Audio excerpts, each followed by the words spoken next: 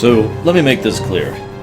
I still enjoy this episode, and there's still some good parts about it, but it's pretty clear that this episode was not written alongside the first one. I already talked about that briefly in the last episode. But there's absolutely no denying this episode doesn't quite link up with the first one in terms of themes, in terms of character arcs, and there's a few logical plot holes, some of which are actually plot holes, some of which are hand waves. Yeah. Now, some of the pieces of this episode were actually written in advance, notably something to do with Chakotay, which is pretty much the first thing I'm going to talk about, and the entire situation with Kes questioning Janeway's orders, which of course was turned into 7. Really quick thing, though, I just feel like pointing this out right off the bat. The time ship is immune to time, but it moves through time, because it's not a time travel ship. It simply is separated from the continuum, and yet they still feel the passage of time, even though they don't age, and they still need to eat and drink and sleep. In other words, well, you kind of get where this is going. It's just one of those things, and again, this is not a plot hole, this is a hand wave, they're just like, just go with it. But it is interesting how inconsistent they are on certain aspects. I'll be talking about that more towards the end here. Let's talk about the Chakotay thing. One of the interesting things about Chakotay as a character is probably the most definitive things that define his character are his command ability, his kindness, caring, empathy, and his belief in, not the tribal thing, I mean his belief in good, his belief in doing good, helping, taking care of others, his desire to help, to be altruistic. That's one of the reasons why that's probably the reason why Chakotay abandoned an extremely promising Starfleet career on the command track, I feel like pointing out, in order to go and fight in the Maquis. That was something he decided to do on strong moral and ethical grounds, right? I mention that because in this episode, as it's presented, Chakotay kind of bobs and weaves through what might look like a character arc if you removed about half of it. And that's because that's exactly what they did. The original intention for Chakotay was to have him be kind of a parallel to Anorax for different reasons. Anorax was driven mad into megalomania and paranoia, I'll be talking about that later, with regards to, time has moods, I want my wife back, etc. Okay. Chakotay, on the other hand, has a great desire to help the Krenim, help restore this people, help fix all this mess, help his people get home, etc. The thing that most people tend to forget, and very, very few pieces of fiction really get correctly, is the path to darkness does not go from, I want to help, to die, die, die. The path to darkness can be best described by the English alphabet, in my opinion. And again, that's kind of it doesn't necessarily have to be 26 steps, but the point is 26 steps is quite a few, right? When you have hit Z, you have basically become a bad guy. But when you're at A, you just want to help people, or you care about people, or whatever it is that your start is. Now, the fascinating thing about this, and this is the boiling pot theory in a nutshell, A to B is not a big step. In fact, it probably looks perfectly logical and very reasonable at the time. When you make that step from A, from the perspective of A, to B, it's just a little tiny little tidbit. When you make the step from M to N, it's just one little nudge. And when you finally make that final step into Z, it's natural at that point in time. The point of a proper fall to darkness, and this is a very Star Wars kind of thing, the fall to the dark side, is that it doesn't just happen most of the time. To use an example that I'll be talking about soon, Bastila Shan's fall to the dark side didn't actually happen when Malik tortured her. I'll be talking about this, like I said, later. That was more like the XYZ part of her path. She'd already gone through the rest of the alphabet already. And when that kind of path is done properly, that's exactly what it should be, right? So Chakotay's arc was originally going to be starting off at A, sympathetic, empathetic, caring, altruistic, etc., and end at Z, willing to genocide entire races in order to get his goals met. And again, if you're paying attention, that's the exact same path Anorax went through. Now granted, this man's morality and ethics are debatable since we only seen him literally once ever prior to this when he is designing a weapon. And yet, there is a strong implication that there was a decent man under there, if for no other reason than he continuously feels guilt for what he does. He may rationalize it. He may still do it. That makes him an evil person. But He still has the subtlety and nuance of him to care about what he's doing, to feel regret and remorse for it. The scene where he talks about how his ship has become a museum, and his line, where he says, "Because of me, entire races and civilizations wiped out because of me." He delivers that line perfectly. You can tell he hates himself for what he's done. He is resigned to it, but he is also, that also makes him more stubborn. It's that's another psychological concept. I forget the name. It's basically the idea of refusing to accept sunk costs. For those of you who don't know what I'm talking about, in accounting there is the idea of sunk costs. In other words, we have expended this much time, effort, resources, money, and we have gotten nothing out of it. At a certain point, those need to be chopped off, considered sunk costs, and just absorbed into the budget. That's spent. If we keep spending more money on it, that number's just going to grow. But it is human psychology to not want to accept that. Instead, the human mind looks at that and says, well, I've already spent all this. If I were to stop now, it'd be a waste. I have to keep going. This is true in so many aspects of society. A lot of marketing campaigns are aimed at trying to target people with the concept of sunk cost and the refusal to accept that. So that's exactly where Anorax is. He has done so many horrible things that he regrets, that he can't stop now. He has to keep going. And that's exactly the path Chakotay was going to be on the path to. In actual fact, the original script idea, I speculate, based on what I know about the structure of it, was that Chakotay was never actually going to turn around. He would actually become an obstacle for Tom in sabotaging the ship, and then would be destroyed on board, along with everyone else when it self-destructs. I don't want to talk about that part just yet, though. I'm saving that for the end, appropriately enough. It's just a shame, because the other half of the Chakotay arc has to do with distance. Distance cruelty is what I like to call that. I know this sounds horrible, but bear with me. If you walk up to someone and beat them to death with your bare hands... I can't even say that without cringing. That is a horrible thought. It is atrocious and despicable and disgusting, and most people, the vast majority of people, couldn't actually bring themselves to do that, even if they kind of had to. This has actually been shown in human history. There are instances where soldiers and individuals who are in a war effort cannot do something horrible because they can't bring themselves to do it, even though their survival depends on it, and the survival of their people. Because it's just that contrary, if you'll forgive me for being blunt, to what we as humans are, as far as civilized creatures. That term civilization may be bandied around in cynicism and pessimism, but what it ultimately means is the things that make us people rather than animals. That's another thread, that's an undercurrent throughout the second part of this episode. So, the idea here is when you distance yourself from something, it's easier to do. When you don't see who you're shooting, when you don't see who you're killing, when you're not visually perspective having of sentence construction, when you don't actually see the lives you're destroying, it's easier. And then you take another step from that, when you're not even the one pressing the button, when you're just giving an order. It's distance, and it's much easier to do.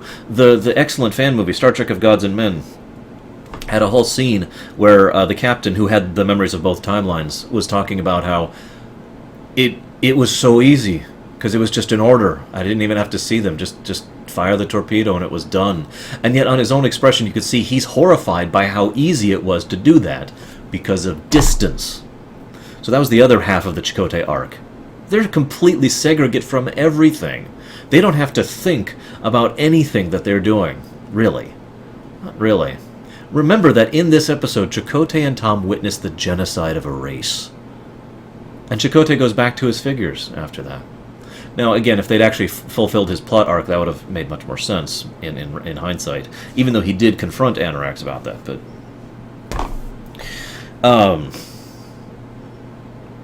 The other thing I want to talk about with regards to Anorax, I'll go ahead and jump into this real quick. He is still an awesome character. Great job by Kurtwood Smith in portraying him. He really does nail the head right on the hammer, hit the nail on the head, right on. It's a wonderful blend of charismatic, interesting, genuine, sympathetic, regret, guilt, insane, megalomaniacal, and paranoid. And that's the thing. His portrayal is actually ultimately left up to the interpretation of the audience, but when asked, Kurtwood Smith himself stated that he was playing the character as if he was paranoid. Now, I've talked about this before. In brief, when I want to stress that I mean this literally. A lot of people say, "Oh yeah, I'm totally paranoid." No, you're not. I don't mind you using that phrase. I'm not trying to grammar Nazi you or rules Nazi you, but I'm making the distinction that I mean paranoid in a literal medical sense. In other words, I genuinely think that there is a cabal of curtains that are trying to hurt me and kill me, and I am irrational as a result of that. It is a medical condition, an imbalance, a chemical problem in your brain, right? He portrayed his character as a genuinely, literally paranoid individual who actually genuinely thought time was after him. Time was his enemy, and that was his obstacle, and that's why he couldn't let go of his mission.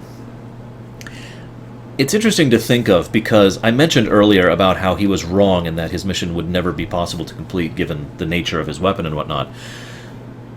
Having seen his performance in Episode 2, I kind of already knew this was coming because, again, I've seen these episodes before, but really analyzing it, it's very clear that that was done on purpose. That it was very clear to everyone involved, except Anorax, that this mission would never actually succeed. And Anorax could not let himself go of that because of what I talked about earlier. I mean, look at how much has been spent. Look at how much has been lost. 200 years they've spent doing this. I can't just stop now. In a way, that's what should have happened with Cypher over in Final Fantasy VIII to really diverge here. But I digress. Janeway's descent in this episode is interesting because she kind of doesn't. The original intent was for Janeway to go through a path to darkness of her own, and yet as Mulgrew was portraying the lines, they realized Mulgrew herself was portraying herself in a normal fashion. Mulgrew is actually not that good at playing villains, all things considered. Even Flemeth over in Dragon Age ultimately has a great deal of sympathy and humanity to her, despite her seemingly villainous perspective. So yeah, Mulgrew's just not that good at that. And they saw that and they kind of shifted the script a little so that instead of descending into darkness or madness, she basically descends into an animal state and then recovers from that. Now, before I really go further into the Janeway thing and the animals thing, I want to kind of set this up because the episode itself does a great setup of this. Why is it that a survival situation in fiction is so interesting? Well, it really boils down to the post-apocalypse scenario. What happened in the previous episode was the apocalypse, the big disaster, the climax, and then boom, world ends, aka Voyager ends. What happens here in part 2 is then the post-apocalypse. We now have to deal with lacking everything we had before and struggling to go on in that situation. I think it's hard to explain why survival situations like this, survival horror, survival combat, survival RPGs, whatever, are so interesting and engaging to the audience, but I think it's because of the fact that it really shines a highlight on what we can do as a species. There's usually tales of hope and heroism and humanity in there, good and bad, and it also helps us to feel better about what we do have, knowing that we could be lacking it in worse circumstances. That's just my opinion. I have no idea.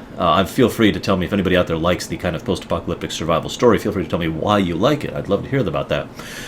But the most interesting thing about the post-apocalyptic society is the first thing that goes out the window is civilization. Because survival becomes more important than living. And I even agree with that on a temporary thought, right? I do. It's understandable. It's logical. And yet the thing that is most interesting is that, well, there's a scene later in here, I'm going to put it in the post-credits thing here, where Janeway finds the watch that Chakotay refused to recycle.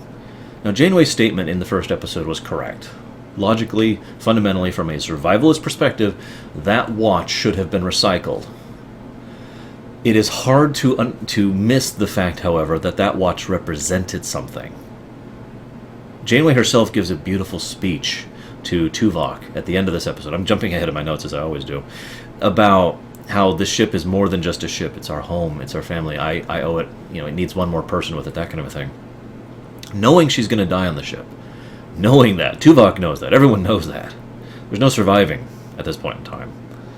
And yet she does so because she gave it significance. And that's the truly ironic and beautiful part about living. The only people who can define what living is are the individuals. What living is for me is not what it is for you. We assign significance to what is significant to us. You understand? So her taking up that watch showed that she understood, and it meant something to her that Chakotay bothered to do that for her. Something irrelevant, something excess, something not required. Just like she was telling Seven about art back in The Raven. There is no point in art from a survival perspective, and yet it is so fundamentally necessary for a civilization because of how much it means to the people who decide it means something to them. That is how Janeway's arc goes through this particular episode. She becomes, for all intents and purposes, an animal. There's a scene where she actually threatens the Doctor. Now, she apologizes for that, and that was good. If they hadn't put that apology in, I would be pissed. But she recognized in that scene that she had simply descended way too far. She herself puts it as, I've been operating on instincts for too long, and I didn't think before I spoke. Thinking before we speak is also a nice defining trait of civilization and living, by the way. So you get where I'm coming around with this. And then she finds that watch, and that's the turnaround for her, and she starts to say, okay, we're going to go ahead and try and make this work, and it's going to cost, it's going to hurt, but I'm still going to do it. That's a nice little character arc, but also, ironically, the beginning of her character arc. Yes, finally, after 3+ years of Voyager, Janeway's finally getting a character arc. Now, I'm only going to mention it briefly here, because I believe this is where it starts, even though these events never happen. However, I think it still counts, because effectively, this is still the point in time at which Janeway was when this began to happen, and therefore is significant because if it had happened, it would have still been valid. The fact that it didn't happen doesn't invalidate that. There's nothing changed to prevent that, if you understand what I mean. So, beginning of her arc, I'll talk about that more later. I'm just going to leave that hanging.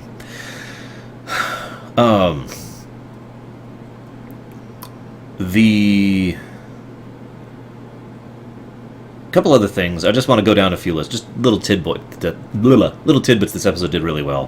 First of all, Tom hits the nail completely on the head with Anorax, in my opinion.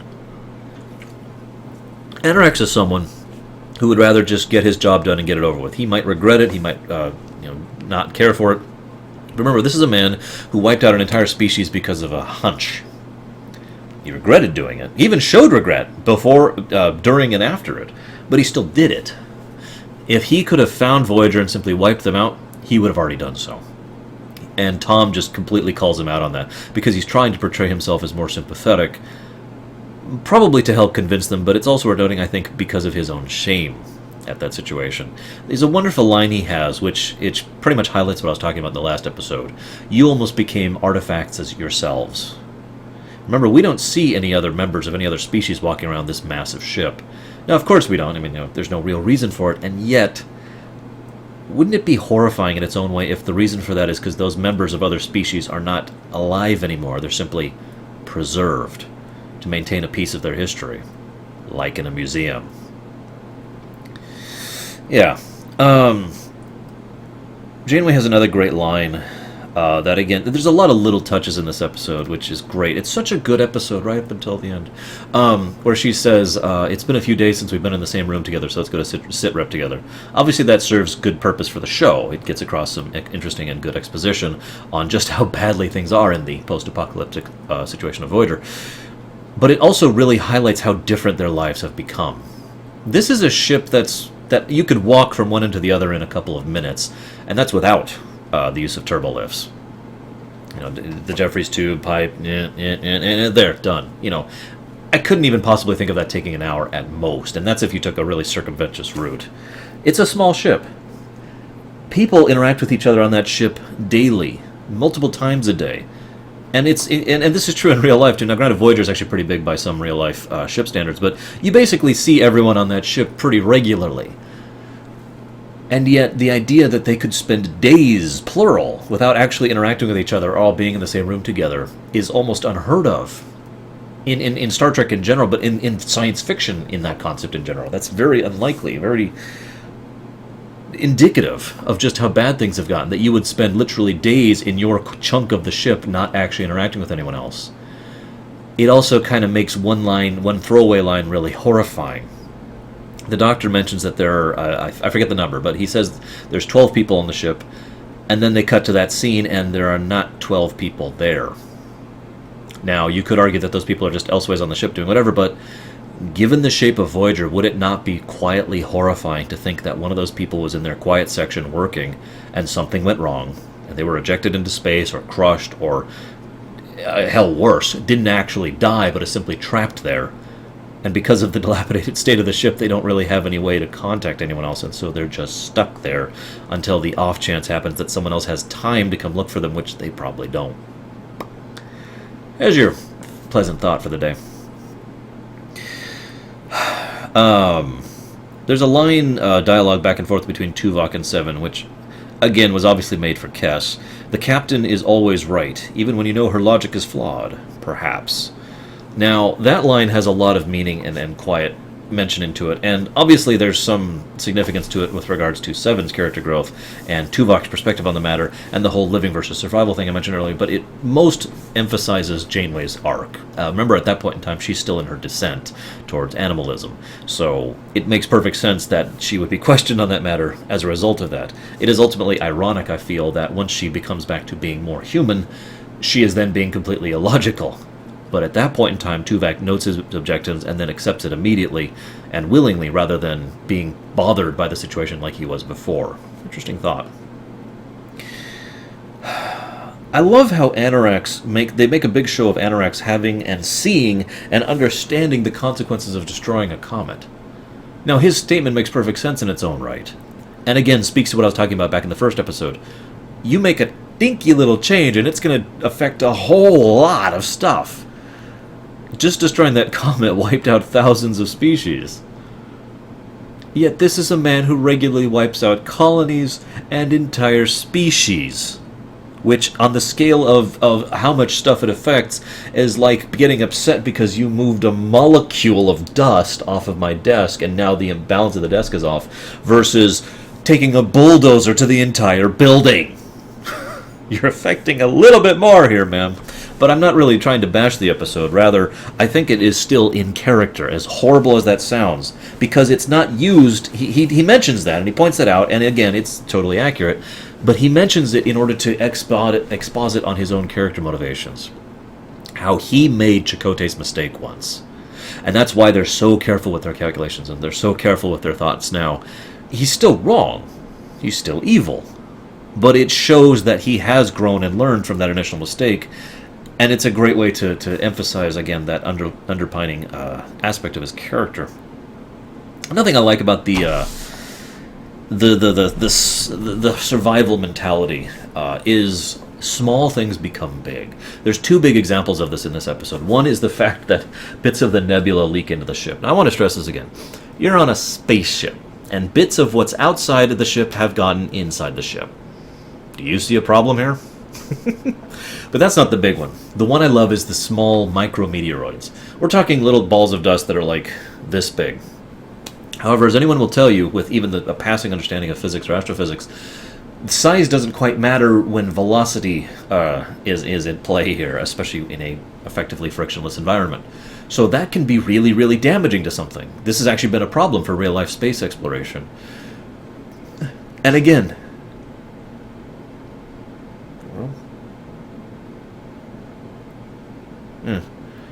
this is something mundane, just like the going to warp thing was. This is something so common to space travel that they have a separate deflector shield array whose only purpose is preventing normal crap from affecting the ship. It's so modern and it's so everyday that I can't actually think of another episode where it's actually come up prior to now other than it being mentioned before. Like navigational shields, that's what they call it, navigational shields. They've mentioned those before and how incredibly, weak and pathetic they are and how normal everyday life they are. It'd be like calling electricity, calling attention to electricity being a big deal. But that's a great analogy, isn't it? Because in a post-apocalypse, something that is so common and ordinary, like having access to electricity, suddenly becomes a huge problem, doesn't it? Just like those micrometeoroids. So that was a great scene. Love that. Then Janeway jumps into a fire. Contrary to popular belief, you might think I'm going to bash that scene, but no, that's a great scene. Really shows how desperate she's become, really shows how desperate the situation has become, because it's pretty likely Voyager would have been completely screwed if she hadn't done that. Speaking as someone who has actually been burned by a fire before, and still has a couple scars from that. One right here, and one I'm not going to show you. Well, I guess I'm not going to show you this one either because it's under the skin, or under the skin, wow, under the shirt. But the point is, it's right here if you're wondering. The point is, that hurts. And this was pretty mild compared to jumping through flames. And when the doctor actually says over 60% of your body was burned with third-degree burns, I actually felt my whole body just go, ooh, that's bad. I mean, that's really bad. Ouch, you know? Ugh.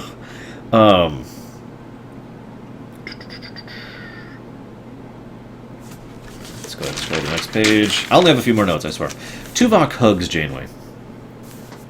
I just have that note here, but it's underlined because I cannot underemphasize this scene. It's a great scene where Janeway's talking about the significance of the ship to her and explaining her reasons, motivations, and showing that she has completed her arc back to human. She hugs Tuvok, and I'm just sitting there watching, and I'm like, oh God, please hug her back, because I know what that means. Again, significance is only significant because we give it significance, right? So understand this. Vulcans do not like touch. They hate it, in fact. They are incredibly private individuals, and they really... If a Vulcan is willing to physically interact with your skin, it is a sign of tremendous respect and care, or a desperate situation. One of the two. And this has been pretty consistent throughout the course of the entire franchise, with some notable exceptions in Enterprise, where they just forgot what Vulcans were for about 3 seasons. So... I'm not even kidding. That really is basically what happened. Season 4 actually was about fixing that and explaining why they weren't being Vulcans for 3 seasons. At least part of the story. But I'm getting ahead of myself. Point is, there's another reason for that. Tactile touch is also is one of the ways that Vulcans activate their empathic and telepathic abilities. It's one of the reasons why this is such a big deal and is only used relatively rarely, all things considered. Because it is an incredibly personal and deep thing for a Vulcan to do, right? Except on Enterprise. So... him being willing to hug her, to embrace her back in a very human display speaks volumes about just how much he respects and cares about her and understands what she's going through. And his own quiet Vulcan way of showing his grief at the knowledge that he is about to lose his friend. That was a great scene. Now I want to point out an irony here. The solution to me occurred to me when I very first saw this episode, way back when it was first coming out, as of the first episode. Wipe the ship out. Cause a temporal incursion on the ship. Shoot the ship with the weapon. That would remove the ship from existence, which would revert everything, just like that. That was immediate. It occurred to me immediately. And yet, at no point in time does anyone seem to think that that's the solution, right up until the climax of this episode, when Janeway says, everyone lower your shields so we're all affected by the time being reset. It's the first time anyone acknowledges that as an option, actually. And I just found that kind of interesting in its own right. Now, another little tidbit, there's a point in which their time field destabilizes and they start reverting to normal space-time. Remember, just a few minutes after that, the lock of hair is knocked over his desk, and the glass, which is keeping it in temporal stasis, vanishes. I'm not even going to talk about why it needs to be in temporal stasis on a ship that's in temporal stasis, whatever. Point being that it gets knocked off and it immediately vanishes. Wouldn't it be interesting if that's what would have happened to the ship as soon as that field was knocked off? Maybe not vanishing, but like if time literally played catch-up with them. If 2 centuries of wear and tear and decay and all that just hit them, just like that. A very Indiana Jones and the Last Crusade kind of a thing, if you will, except a little less macabre. Just some food for thought. One other last point before I get to the big point. The battle scene at the end was great. Foundation Imaging really has outdone themselves in all of Season 4. I have nothing but praise for them. It's also really cool because the structure of the battle is something that is very rare in Star Trek. Most Star Trek battles are one of 2 types. One side is hopelessly outmatched by the other side. They could be good guys or bad guys, but it works both ways. Sometimes the good guys are the one who hopelessly outmatch the bad guys. That was true in TNG several times, for example. But the point is, completely lopsided battle, or 2 massive powers fighting each other. Usually this is ship to ship. Only on DS9 did this really extend to fleets, but almost every battle across all of Star Trek really fits into these 2 categories. The exceptions are exactly that, exceptions. I like this exception because in this case, what we had is the Star Trek II effect, Wrath of Khan. We had one ship which was battered, broken, and weak, versus another ship which was battered, broken, and weak. Two wounded defenders trying to just barely survive, and any damage one does to the other is catastrophic. Any hit that either side lands is a big hit. That's exactly what this battle felt like. Not quite to the level of quality or the tension, the submarine effect of the Star Trek II battle, of course, but still engaging because it was weak ships plus Voyager, which is barely functional and also is being manned by one person, versus a ship that isn't used to actually fighting without using its time weapon. And so, and has pathetically weak shields and hull and all that stuff, because it wasn't really designed to be a battleship. So it was weak versus weak and wounded, and I liked that. It was really good. Alright. One last positive thing to say about this episode. The coda with Anorex was great. I really liked that. Granted, there were a couple of puns in there. Whatever. I'm admittedly more tolerant of puns than most people I know. I mean, I love Dragon Quest, for God's sakes. But Anorex's coda with his wife, and her saying, "It's a beautiful day, come spend it with me," and him agreeing to, that also, not only does that kind of make my point earlier about how erasing like, I talked about erasing San Diego. You can't cheat and then rebuild San Diego because it was never made. No attempt would ever be made to make San Diego. And it's the same case here. The obvious implication is that he will never make the time ship. So it's not that time was reset, it's that time was altered, so the time ship will never be, right? So he goes off and lives happily with his family. Which actually I really like that, and I really love the portrayal of it. And so, shrug. That's good. Awesome. I don't need my notes for the rest of this because the ending. Those of you who don't know, the fan base of Star Trek in about this era, when Deep Space Nine and the end of TNG and the beginning of Voyager was probably at its strongest ever across that little band of period. End of TNG to about midway through Voyager, when DS9 ended. Really strong fan base. And when I say that, I don't mean like it's weak now. Of course, we've kind of been without Star Trek for a while. But what I mean is, it was very active. People were sending letters into Paramount, and there was tons of interviews happening constantly with people who were working on the show, and there was conventions happening more or less constantly in certain parts of the world. It was very active. There was a ton of interaction as well between the creators and the fan base. Now, of course, this is the digital instant information age, so that would be true now if Star Trek is going right now, which it's not. But the point is, when feedback happened, it was usually pronounced. And was it pronounced on this episode. My favorite example of this is the gentleman who wrote this episode was opening fan mail. And one of the letters said, "It's a great episode, and I love it, and Anorex is amazing, and I'm never watching another episode of your show because that ending is trite garbage." People were so angry about this episode's ending. And it's very easy to see why. Remember I was talking back in the first part about the Elseworlds concept. You can do whatever you want because it doesn't matter. You can use that to good effect, to do really interesting, engaging storylines.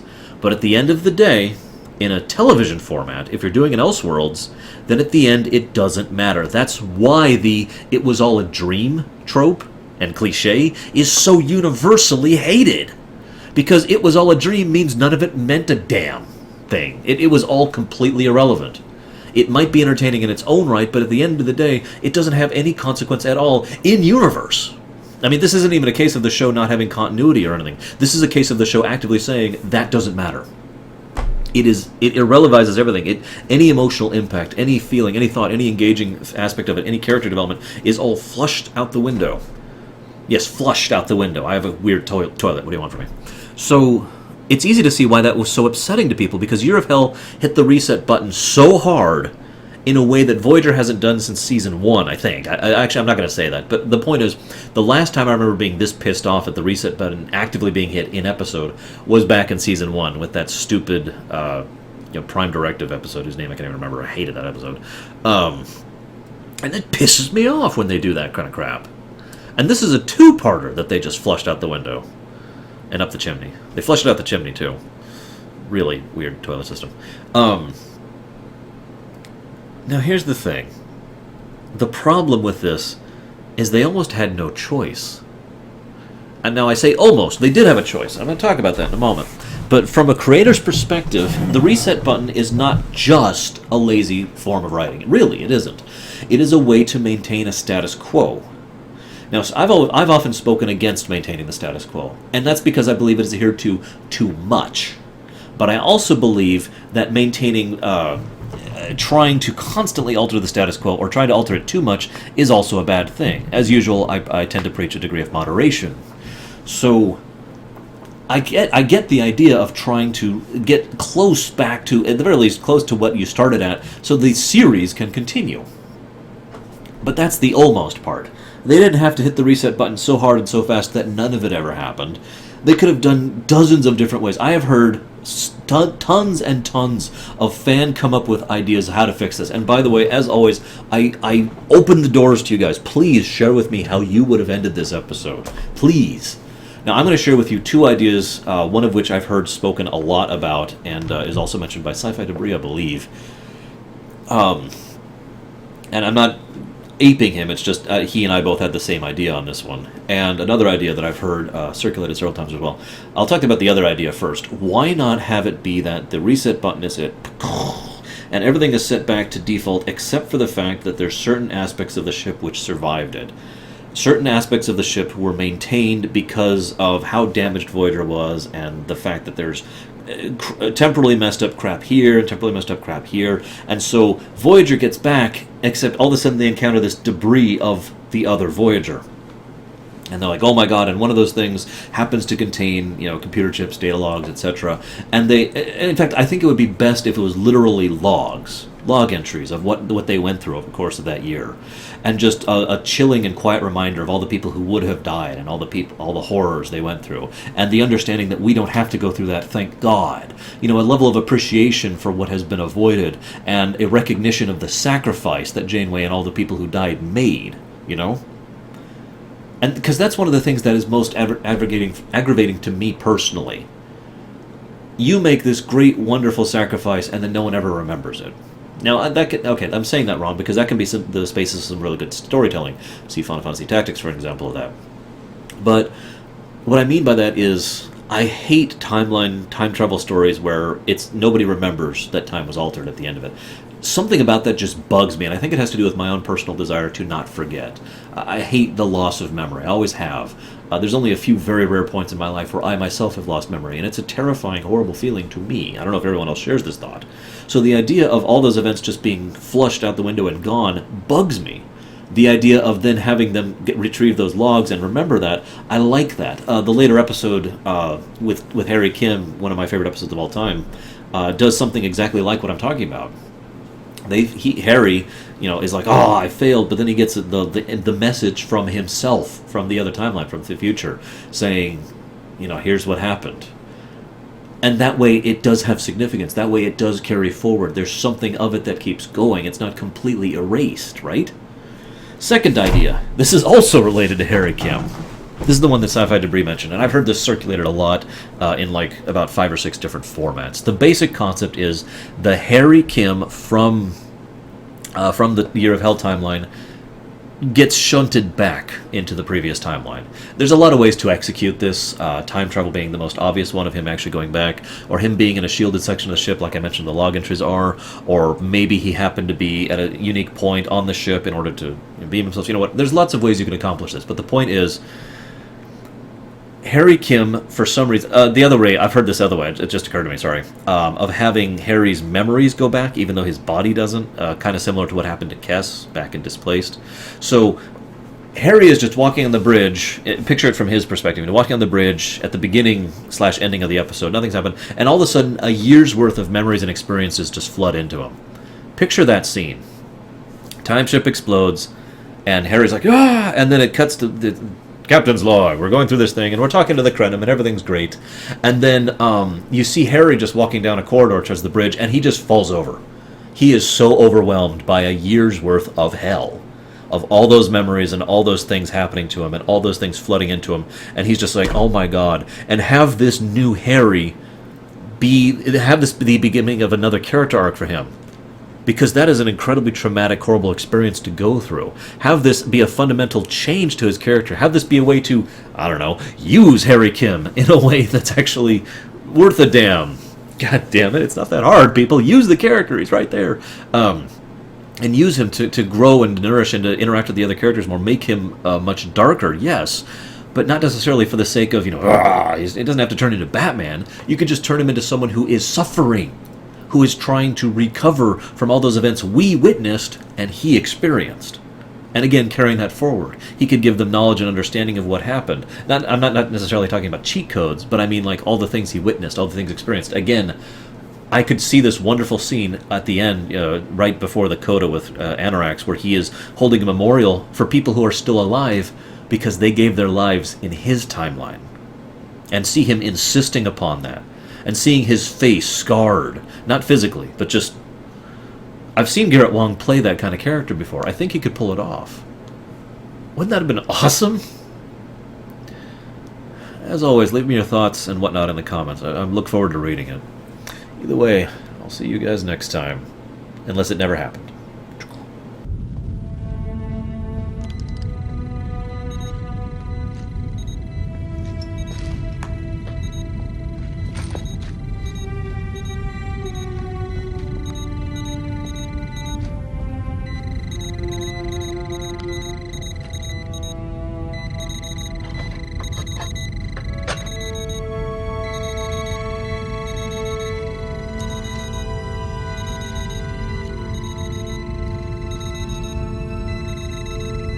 You disobeyed orders. Captain? Chakotay gave this to me 5 months ago. A birthday gift. I ordered him to...